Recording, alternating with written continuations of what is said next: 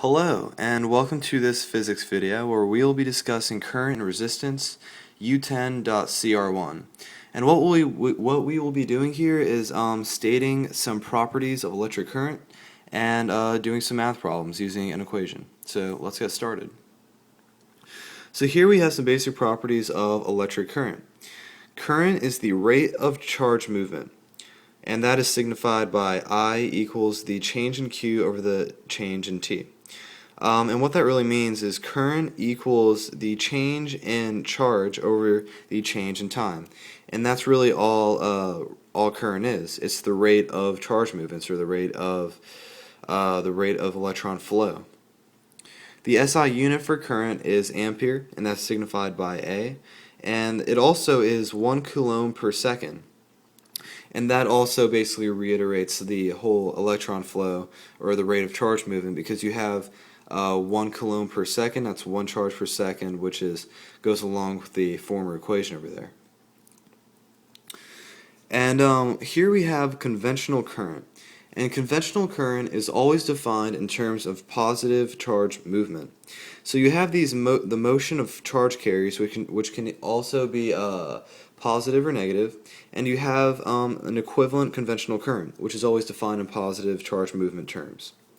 So for example, you have over here a charge carrier that is an electron moving in one direction, and the conventional current is the positive conventional current is going to move in the opposite direction.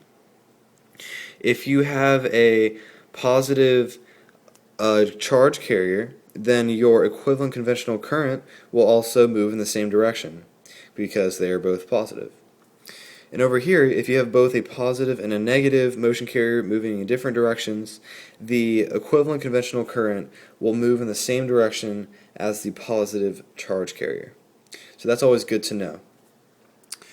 And also we have the force due to the electric field sets the electrons in motion, creating a current.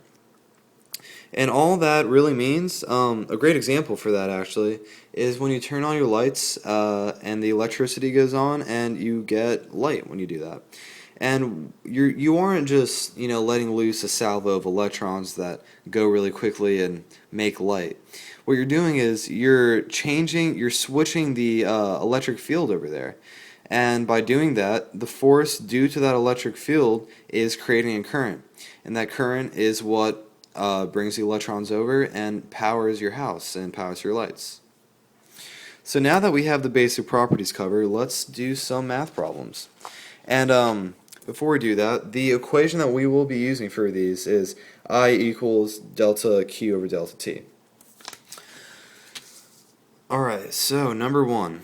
It takes 1.2 seconds for a total charge of 3.2 coulombs to pass through a light bulb. What is the current of the light bulb? So what do we have here? We have 1.2 seconds and we have 3.2 coulombs. So let's get our equation going. Current equals change in Q over change in T. Now we have both time and the charge, so let's just put that in there.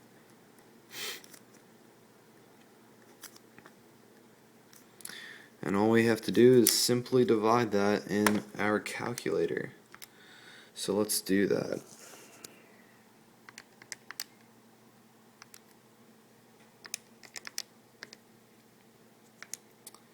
And we get 2.666667.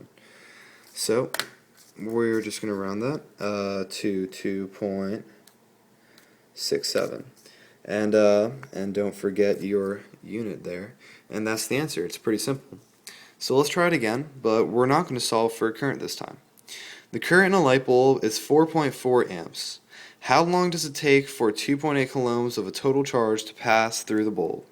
So here we're given current and we're given the charge. So here's our equation. And we have the current and we have the charge, but we don't have time, so that's what we're solving for. So you just multiply that out, and that's what you get. You're going to divide by 4.4 so you can find the value of x, which is time there. So let's do that.